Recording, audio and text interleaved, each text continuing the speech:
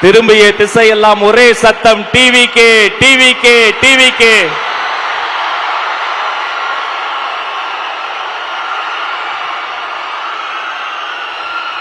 சோழ தேசமே வெற்றி வணக்கம்.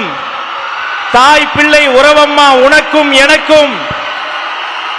இனி அடுத்த சில நிமிடங்கள் அனல் பறக்கும். உலக தமிழர்களின் உள்ளங்களிலும் இல்லங்களிலும் ஒரே பேர் ஒலிக்கும்.